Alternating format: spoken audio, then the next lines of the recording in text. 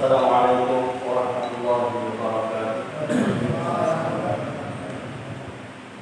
Alhamdulillah wassalatu wassalamu ala Rasulillah alaihi afdhalus salati wa atammu taslim wa la hawla wa la quwwata illa billahil aliyyil azim. Wa ba'd. Jemaah sekalian yang semoga kita semua dirahmati oleh Allah Subhanahu wa taala. Pada pertemuan yang lalu kita telah menjelaskan tentang hukum yang mana kita menyampaikan bahwa hukum itu mempunyai 4 variabel, empat unsur.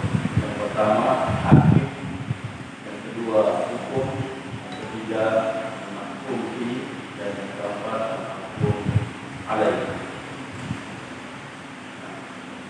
Kemudian pembagian hukum ada yang disebut dengan hukum taklifi, ada hukum waqi. Pada pertemuan yang lalu kita telah menjelaskan tuntas hukum taklifi. Hukum taklifi yaitu apa yang ditetapkan oleh hakim untuk dilaksanakan secara pasti atau tidak pasti, yakni wajib atau sunnah, dan apa yang ditetapkan oleh hakim ini maksudnya syari', yaitu Allah Subhanahu wa taala, untuk ditinggalkan secara pasti atau tidak pasti, yakni haram atau makruh, atau takdir atau memilih antara melaksanakan atau meninggalkan, yaitu mubah. Dan ada yang disebut dengan al-wad'i. Dalam definisinya kita menyebutkan bahwa iqrar syari' al-muta'alliq bi af'al al-mukallafin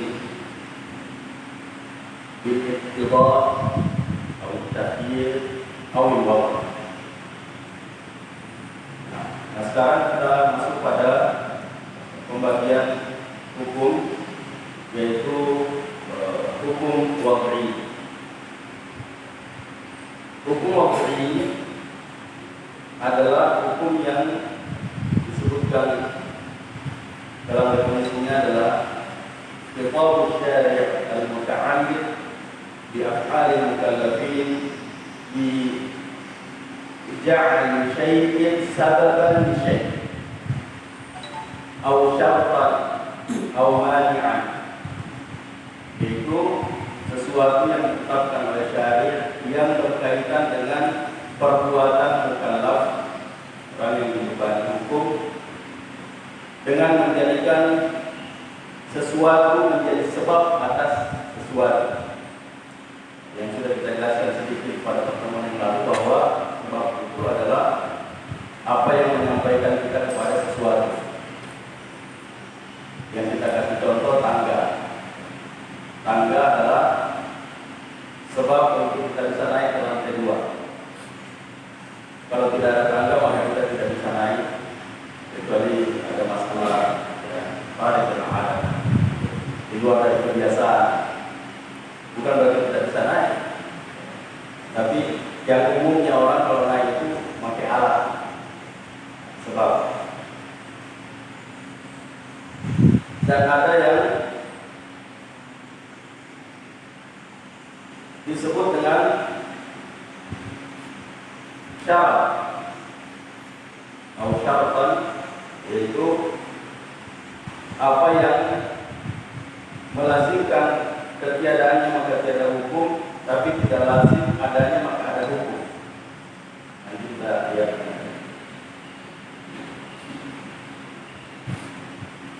Jadi apa yang ditetapkan oleh Allah Subhanahu wa taala terhadap apa yang dilakukan oleh al-mukallaf, perbuatan mukallaf dari orang yang dibebani hukum, dengan menjadikan sesuatu sebab terhadap sesuatu. Jadi ada sebab maka ada musabab.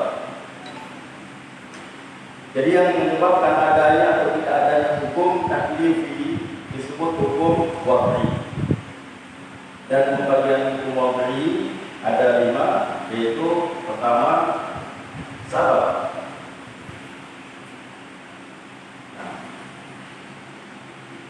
Pengertian sabab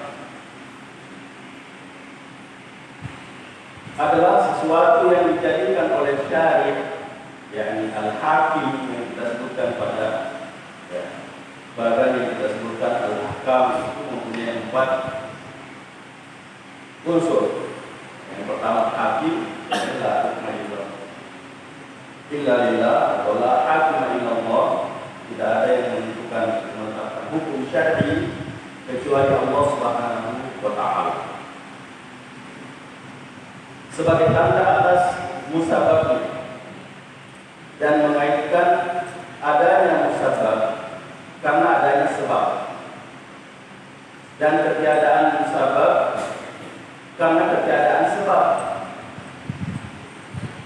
Adanya maka ada sebab, ada hukum, ketiadaannya maka tiada hukum. Nah, ulama usul mendefinisikan sebab adalah sifat zahir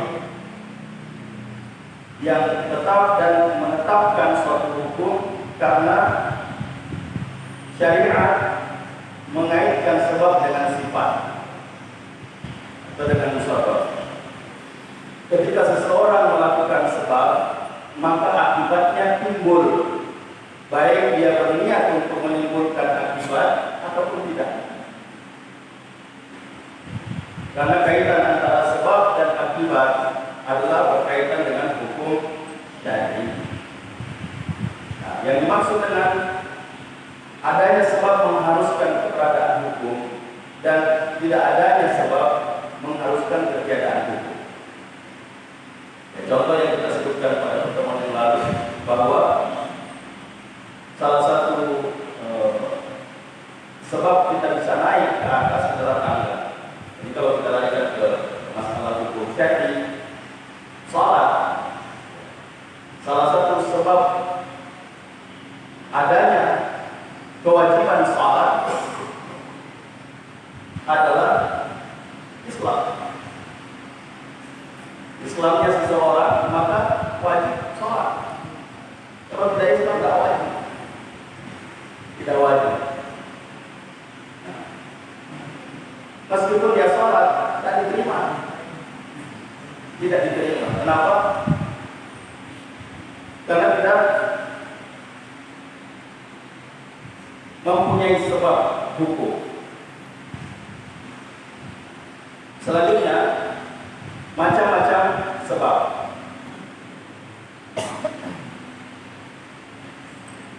A. Sebab terkadang menjadi sebab adanya hukum. Yang disebut sebab itu terkadang menjadi sebab adanya hukum taklifi, seperti waktu yang dijadikan oleh syariat, yakni hakim atau Allah Subhanahu wa ta'ala, sebagai sebab atas kewajiban mendirikan salat. Contoh firman Allah Subhanahu wa ta'ala, aqimis salata liduluki syams. Dirikanlah salat sesudah matahari tergelincir. Allah Subhanahu wa ta'ala menjadikan tergelincirnya matahari menjadi sebab atau tanda untuk menetapkan wajibnya salat zuhur. Jadi kalau belum tergelincir matahari, maka belum wajib salat. Belum wajib salat. Ini yang disebutkan dalam syarat nanti, bahwa syarat itu adalah ketiadaannya maka tiada hukum, tapi bukan berarti keberadaannya maka ada hukum. Contoh,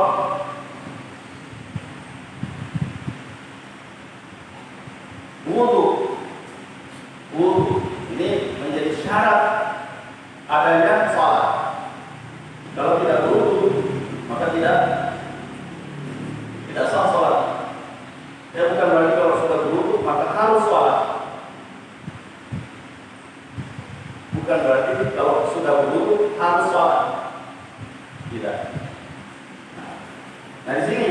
bahwa Allah Subhanahu wa taala menjadikan tergelincirnya matahari, yang itu tergelincir adalah pindahnya ya, matahari dari timur ke barat.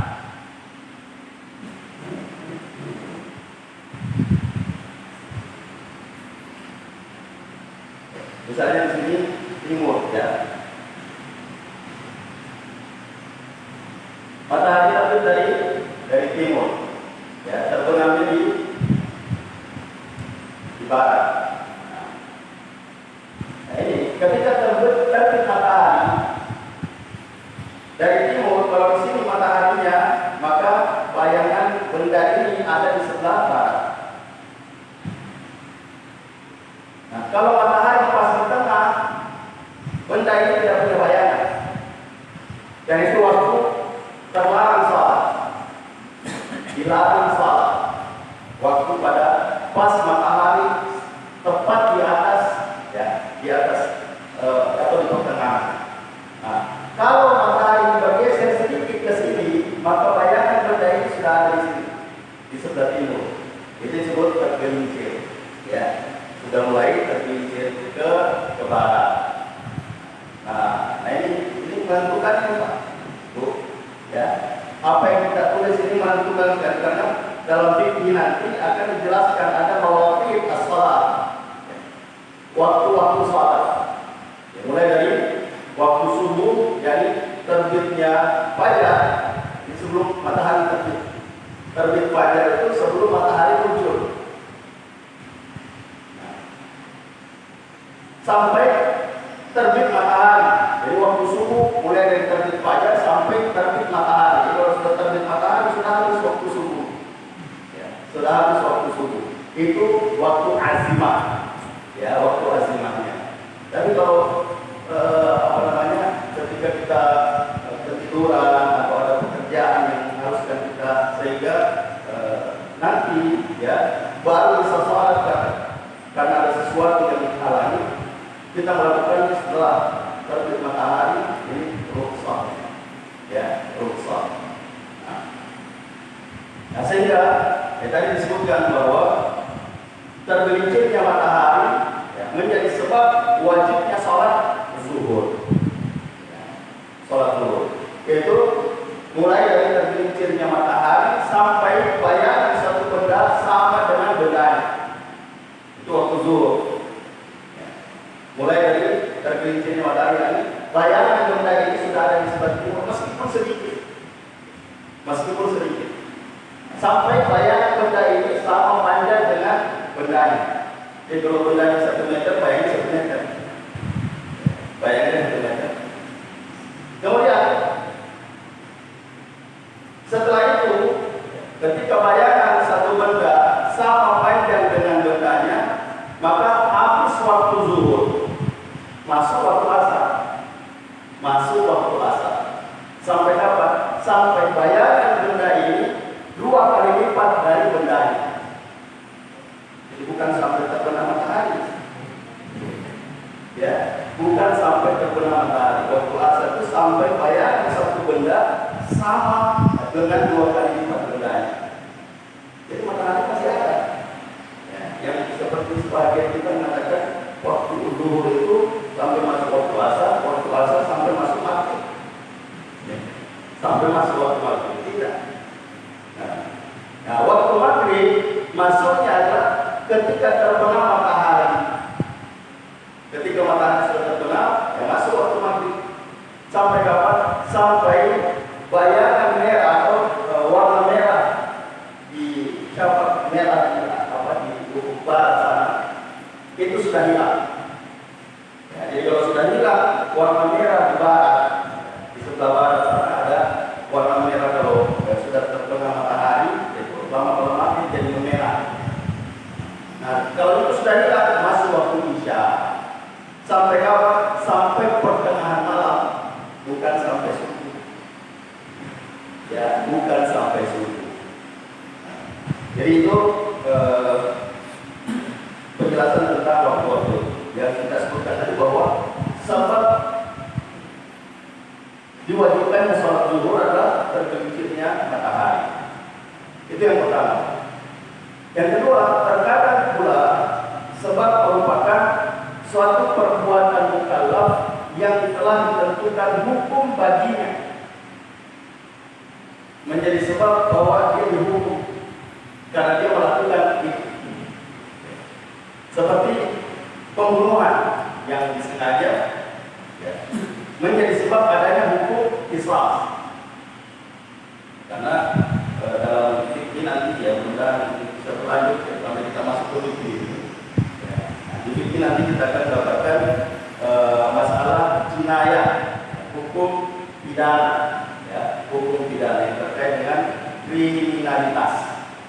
Nah, jadi hukum Islam adalah hukum yang sempurna dan paripurna, ya, bukan hanya menjelaskan tentang hukum pidana. Hukum perdata pun diatur oleh Islam. Nah, sehingga nanti kita akan dapatkan itu. Satu contoh yang kita sebutkan bahwa terkadang sebab itu menjadi sebab ditetapkannya hukum bagi satu perbuatan mukallaf. Nah, seperti pembunuhan yang disengaja. Jadi pembunuhan itu ada pembunuhan sengaja, ada pembunuhan seperti sengaja, ada pembunuhan tersalah. Ya, tersalah. Dan masing-masing hukumannya berbeda. Hukumannya berbeda. Pembunuhan sengaja adalah punya niat untuk membunuh. Ya. Alat yang digunakan adalah alat yang mematikan, kemudian sasarannya tepat. Sudah ditetapkan. Nah, hukumannya adalah qisas. Walaupun di qisas hayat ya ulil albab. Nah, ini kecuali ya, ada pengecualian. Jadi nanti ada ketika ya kita menjelaskan sampai pada waktu kita akan dapatkan al-khas wa takhsis. Ya, al-khas wa takhsis. Nah, jadi ada hukum am yang kemudian dikhususkan di taksis. Ada pentaksisannya karena istisna, ya, ada pentaksisannya dengan at-taqyid bil sifat, ada taksis bil ghayah, ada taksis bil badal. Nah, itu nanti kita akan dapatkan. Ya. Nah, kita lanjutkan bahwa pembunuhan sengaja kalau tidak dimaafkan maka hukumannya qisas. Ya, hukumannya qisas. Yakni nyawa dibayar dengan nyawa. Tapi bukan berarti ya keluarga yang terbunuh itu melakukan hukuman itu. Seperti yang saya sebutkan, nyawa dibalas dengan nyawa, bukan begitu. Lewat pengadilan, ya, lewat pengadilan. Nah, kalau dimaafkan, ya, tidak diqisas tapi bayar dia. Dianya dia muwalladhah, ya, yaitu membayar nilai kalau yang disebutkan dalam fikih adalah 100 ekor unta. Ya, 100 ekor unta dengan jenis yang berbeda.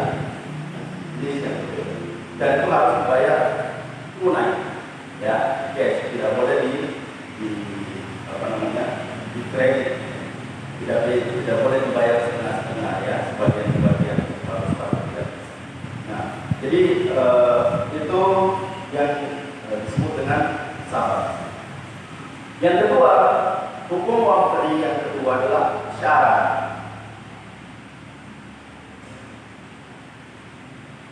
Syarat adalah sesuatu yang ketiadaannya mengharuskan ketiadaan hukum.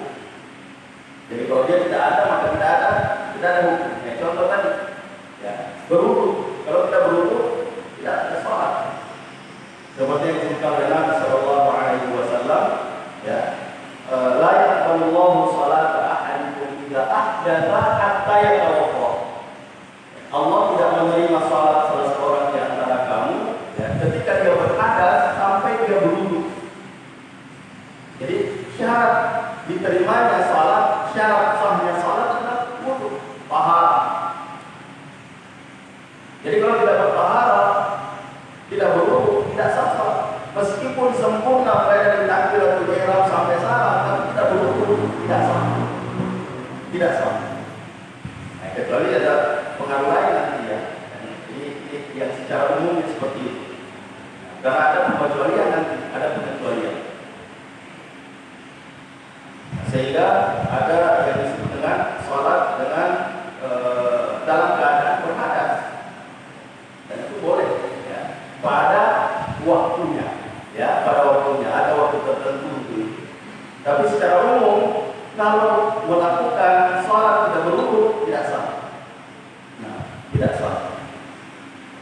Nah, tapi bukan berarti bahwa keberadaan wudu maka ada sholat. Jadi ketidakberadaannya maka tidak ada wudu, tidak berwudu maka tidak sah sholat. Tapi bukan berarti bahwa kalau sudah berwudu maka harus sholat.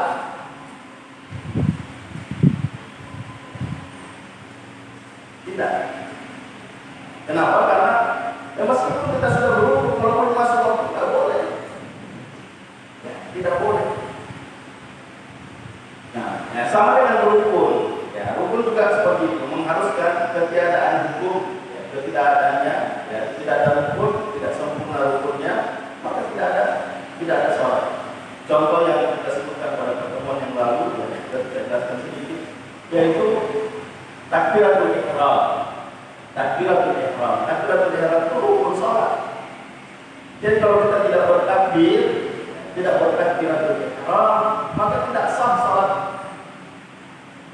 Kalau sama yang disebutkan, ketiadaannya maka tiada hukum, keberadaannya maka bukan berarti keberadaannya maka ada hukum. Ya. Apa bedanya dengan syarat? Tidak ada bedanya. Ya. Maksudnya sama. Bedanya, ya, perbedaan syarat itu bukan bagian dari sholat. Takbiratul ihram bagian dari sholat.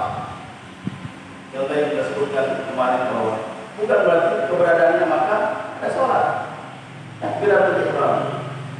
Takbir itu kalau tidak dilakukan di awal sholat maka tidak sah sholat. Tapi bukan berarti kalau dia bertakbir berarti dia sholat. Ya, contoh yang kita sebutkan kemarin, ya, demonstrasi biasanya pakai takbir. Apakah dia sholat? Tidak. Ya, tidak. Nah, ini juga penting untuk kita jelaskan. Kenapa? Karena khususnya bagi yang sholat berjamaah, sholat berjamaah. Biasanya kalau dengar imam mengucapkan Allahu Akbar, maka itu melihat kejadian. Tapi tidak bertakbir, tidak sah. Tidak sah sholat. Saya sering mengatakan, ya, khususnya di nanti, bahwa lebih baik tidak angkat tangan daripada tidak melafazkan takbir. Karena kalau bertakbir tidak angkat tangan sah sholat. Angkat tangan sunnah. Angkat tangan itu sunnah. Tidak dilakukan juga tidak membatalkan sholat. Tapi kalau tidak bertakbir, contoh yang sudah saya sampaikan adalah ketika imam mengucapkan Allahu Akbar, ya, biasa ada orang masuk, ya, karena yang sudah bertakbir, maka teman tidak melafazkan. Padahal ini sunnah, ya, sunnah qauliyah dalam sholat itu melafazkan takbir.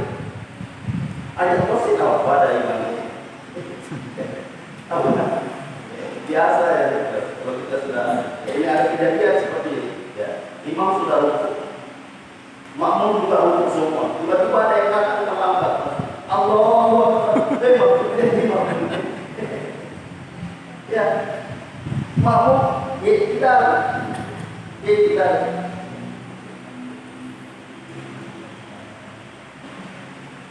Nah, jadi jangan juga seperti suara, ya, kerasnya suara imam. Apalagi kalau sujud, ya, sujud, orang sujud mau dia masuk, takbir Allahu masih sujud imam. Ya, bagaimana kondisi seperti ini? Ya, sujud kembali. Jadi, gitu ya, bahwa syarat dengan rukun itu sama, ya. Ketiadaannya maka tiada hukum, keberadaannya maka ada hukum. Tapi bukan berarti keberadaannya mengharuskan ada hukum. Mengharuskan ada hukum. Bedanya kalau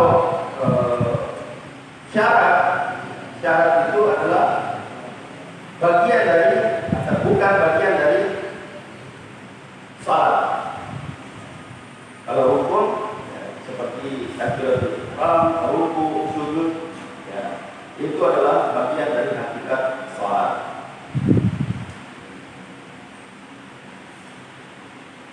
Syarat ada dua macam. Yang pertama ada syarat wajib. Yang kedua ada syarat sah. Ada syarat wajib, ada syarat sah. Syarat wajib, contohnya nisab zakat sebagai syarat wajibnya zakat. Ya, kalau sudah sampai nisabnya, maka wajib keluarkan zakat. Kalau belum cukup nisab, tidak wajib. Ada syarat sah. Contoh, suci dari hadas besar dan kecil atau taharah menjadi syarat sahnya salat. Jadi kalau tidak sah, maka tidak bertaharah, tidak bersuci dari hadas kecil apalagi hadas besar, maka tidak sah salat, tidak diterima.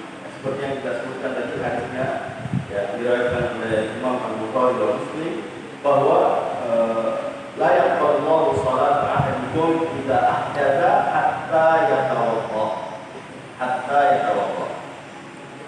Dan nanti kita akan dapatkan pada al-fas atau taksis, ya, hadis ini mentaksis keumuman ayat, ya, keumuman ayat perintah berwudu. Tapi kalau tidak ada air, maka boleh tayamum. Berikut mani', ya, yang ketiga hukum wad'i, yang ketiga adalah mani', ya. Jadi mani', mimnya panjang, nunnya pakai hamzah, mani', penghalang. Sebenarnya kalau di buku-buku satu di A-nya, Pak. Satu di A-nya. Kemudian terkadang tidak ada juga koma atas di belakang. Anak-anak kalau baca, kita ada bedanya. Makanya saya kasih, ya, sengaja kasih tulis dua, kemudian kasih koma atas. Mani adalah sifat zahir yang pasti yang menghalang tetapnya hukum. Ini perbedaannya dengan syarat. Ya. Jadi keberadaannya maka tidak ada hukum. Ketidakberadaannya maka ada hukum. Jadi istilah lainnya adalah sesuatu yang mengharuskan adanya maka tidak ada hukum atau batalnya sebab. Nanti kita akan ada contohnya, ya. Mani terbagi dua. Ada mani penghalang hukum dan ada mani pengguguran hukum. Ya. Yang pertama, mani terhadap hukum, yaitu sesuatu yang ditetapkan oleh syariat atau ditetapkan syariat yang menjadi penghalang bagi hukum. Contoh, haid bagi wanita menjadi mani untuk melaksanakan sholat. Jadi, kalau dia haid, maka itu menjadi penghalang bagi sholat. Jadi, meskipun dia lakukan, maka dia tidak dapat pahala, bahkan bisa berdosa kalau dia tahu bahwa dia haid lalu tetap melakukan sholat. Kecuali ya, ada kecualian lagi, karena dalam fikih itu kullu qa'idatin laha istithna'uha. Jadi masalah semua kaidah itu ada pengecualiannya. Kecuali kalau kaidahnya dia tidak bisa membedakan ini haid atau istihadah. Ini haid atau istihadah. Meskipun haid itu bagi perempuan yang sudah mengetahui, ya, karena Nabi SAW mengatakan bahwa darah haid itu tahu, ma'ruf. khususnya bagi perempuan. Tapi bukan berarti laki-laki juga. Ya, laki-laki tidak usah tahu. Ya. Kita sebagai suami, ya itu harus tahu ini darah haid itu juga. Nah, karena ini berdampak hukum, ya, berdampak hukum. Karena nanti ada penjelasan seperti misalnya contoh ketika Allah Subhanahu wa taala berfirman yas'alunaka 'anil mahiyy. Mereka bertanya kepada Muhammad tentang masalah haid. Qul huwa adha fa'tazilun nisaa fil mahiyy. Ya. Wala taqrabuhunna hatta yatuhhurna. Jadi jauhi wanita dalam keadaan haid. Maksudnya jangan berhubungan. Ya. Jadi kepada bapak-bapak, suami-suami jangan menghubungi istri dalam keadaan haid. Sampai kapan? Hatta yatuhhur, sampai dia suci. Nah, ini masalah suci di sini yang diperselisihkan oleh ulama. Apakah suci yang dimaksud berhentinya haid atau setelah mandi suci? Ya, sebagian mengatakan disebut suci dari haid, sudah tidak ada darah, sudah berhenti. Tapi afdalnya ya setelah, makanya nanti ada lagi masalah istihsan, ya ini juga masih berkaitan dengan hukum, ya nanti itu akan dibahas dalam masalah dalil karena kita pasti baru pada masalah al-ilmu bil ahkam, ya al-syar'iyyah, al-amaliyah, al-tasabbuq min adillatiha at-tafsiliyah. Jadi fikih itu adalah mempelajari atau ilmu yang mengajarkan tentang hukum-hukum syariah, ya, yang diamalkan, yang dikerjakan, yang diambil dari dalil-dalil yang terperinci, ya, yang terperinci. Makanya nanti ada penjelasan ini sudah kita masuk pada ya. Insya Allah ini sudah berakhir pada hukum wad'i, ya, hukum wad'i. Nah, masih ada mahkum bi, mahkum alaih, ya, dan setelah itu kita masuk pada penjelasan tentang dalil-dalil. Dalil-dalil yang mana ada yang disebut dalil al-muttafaq alaih, ya, muttafaq, ada yang mukhtalaf, ada yang disepakati, ada yang tidak disepakati. Yang disepakati itu ada 4, yang tidak disepakati lebih banyak, ya, lebih banyak. Nah, salah satunya istihsan. Nah, kenapa ada yang berpendapat bahwa kalau sudah berhenti darah haid itu bisa diketahui? Karena ada seorang sahabat bertanya kepada Nabi Shallallahu Alaihi Wasallam, bagaimana kami mengetahui bahwa sudah berhenti darah haid? Kata Nabi Shallallahu Alaihi Wasallam, berlutut dengan kapas. Itu perempuan saja itu apalagi laki-laki disuruh berlutut pakai kapas. Nah, maksudnya adalah ya, ambil kapas, tempelkan pada tempat keluarnya darah. Kalau ada noda, berarti masih haid. Kalau sudah tidak ada, berarti bersih. Nah, kalau sudah bersih, sudah suci, ya, sebagian mengatakan boleh masuk pada tadi hatta yatuhhur. Fa idza tatahharna fatuhurna. Fatuhur, kalau sudah bersih, tidak haid lagi, maka datang boleh. Makanya kemarin juga sudah kita sampaikan ya, bahwa al-amru ba'da nahyi, ya, perintah sesudah larangan hukumnya boleh, bukan wajib. Ya, bukan wajib. Coba kalau wajib. Ya kalau kita kembali kepada al-aslu fil amri lil wujub, asal satu perintah adalah hukumnya wajib, maka kalau kita mendatangi terus ya tadi. Nah, jangan mendekati wanita dalam keadaan haid sampai dia berhenti haid. Nah, kalau sudah berhenti datang, ini kan perintah. Tapi apakah wajib? Tidak. Makanya hukum mengatakan bahwa al-aslu al-amru ba'da nahyi, ya. Perintah sesudah larangan hukumnya mubah itu boleh dipilih. Ya, kalau mau silakan, kalau tidak mau tidak apa-apa.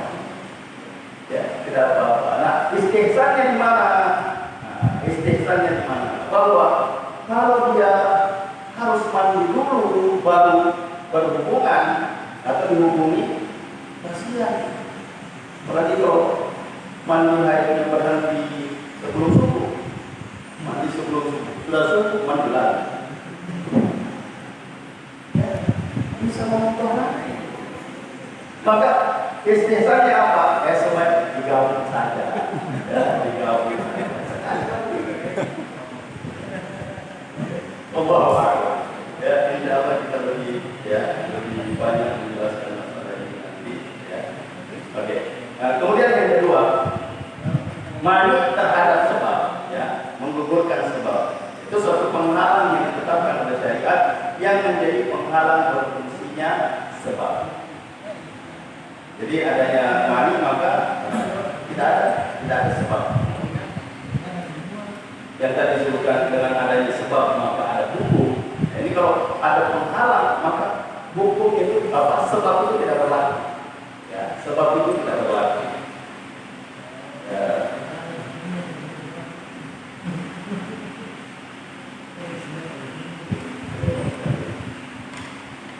Masih ada dua masalah ini yang keempat azimah dan rukhsah, dan kemudian yang kelima adalah sah dan batal. Ya, sah dan batal. Nah, kita jelaskan secara singkat. Azimah adalah hukum yang berkaitan dengan perbuatan mukallaf tanpa adanya uzur. Ya, ini hukum asal, ya, hukum asal. Bahwa mukallaf itu diwajibkan sholat, diwajibkan sholat itu berlaku, ya, dan dilakukannya secara sempurna. Kecuali ada uzur, ya, maka berlaku rukhsah. Rukhsah itu adalah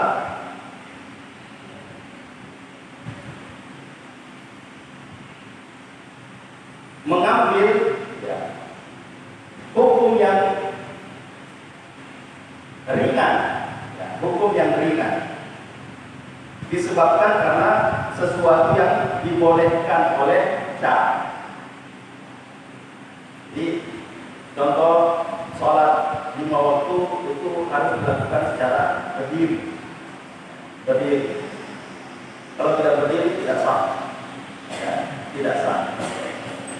Ya, makanya kita sudah pernah tulis, ya, rumus. Talabul fi'li kalau ketemu dengan masyaqqah maka jadi rukhsah. Ya, rukhsah. Kalau talabul tarkiyah an-nahyi yang hukumnya adalah haram, kalau ketemu dengan darurat maka jadi boleh. Ya. Jadi kalau perintah hukumnya wajib, tapi kalau tidak bisa dilakukan karena sulit, berat. Contoh tadi, sholat berdiri, harus berdiri. Tapi kalau tidak mampu berdiri, maka rukhsahnya adalah boleh duduk. Cuma nanti, ya, dalam masalah mahkum fi dan mahkum alaihi, ya, perbuatan atau orang yang melakukan perbuatan hukum, nah itu nanti ada yang disebut dengan penghalang atau penyebab dia tidak melakukan apa yang diperintahkan. Apakah dia tidak melakukannya karena memang tidak mampu, dan ketidakmampuannya apa sebabnya? Apakah karena sebab samawi, ya, yakni sesuatu yang ditetapkan oleh Allah Subhanahu wa taala, misalnya sakit, ya, atau tiba-tiba hilang ingatan, ya, gila dan sebagainya. Ini sesuatu yang tidak bisa dikuasai, tidak bisa dikendalikan. Ya, tapi ada yang kasabiyah, ikhtiariyah. Ada sebab karena pilihan. Ya, pilihan, dan itu nanti kita akan dapatkan pada masalah rukhsah ini. Ya, tapi karena waktu sudah lewat 15 menit, ya, pengen rasanya menyelesaikan tadi, ya.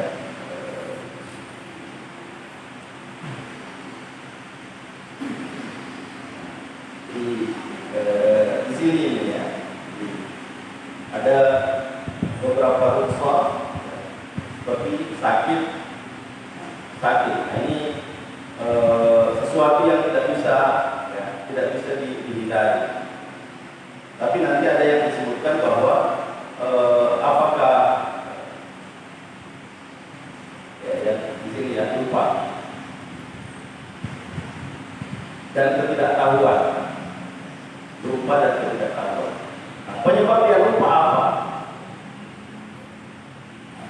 penyebab dia lupa atau penyebab dia tidak tahu. Jadi pilihan. Lupa karena disebabkan hilang akal, karena pilihan. Contoh misalnya mabuk, kan tidak hilang akal. Ya, nah, makanya kenapa khamar disebut khamar, karena khamar itu menutupi akal sehat. Kalau membuat mabuk, ya hilang akal. Nah, apakah penyebabnya karena hilang akal maka dia jadi lupa, atau karena Allah yang membuat dia lupa? Dikasih gerak sedikit saja, hilang ingatan. Nah itu. Tapi kalau dia penyebabnya adalah pilihan sendiri, ya, nah itu tidak bisa dibebaskan bahwa dia tidak berdosa. Dia berdosa. Kenapa? Ya, dia pilih sendiri. Atau ketidaktahuannya karena tidak mau belajar, tidak mau cari tahu. Ya, coba kalau dia sering-sering datang ke pengajian atau datang ke tempat-tempat majelis ilmu, maka dia pasti tahu. Nah, ini juga pilihan. Tapi kalau dia baru masuk Islam misalnya, ya, dan tidak sedikit ya kisah tentang sahabat yang baru masuk Islam dapat surga. Ya, dapat surga. Itu insya Allah mudah-mudahan bisa kita tuntaskan pada pertemuan yang akan datang. Jadi memang waktu kita singkat sekali ya, 30 menit. 30 menit ini kita ambil 45 ya, dipotong pemasangan alat. Jadi saya mohon maaf tidak bisa tuntas. Insya Allah pada pertemuan yang akan datang kita kembali ya, melanjutkan penjelasan tentang azimah dan rukhsah. Oke, kita dulu dan kita berdoa. Kalau majlis Subhanallah wa bihamdihi wa la ilaha illa anta Wassalamualaikum warahmatullahi wabarakatuh. Bagi jamaah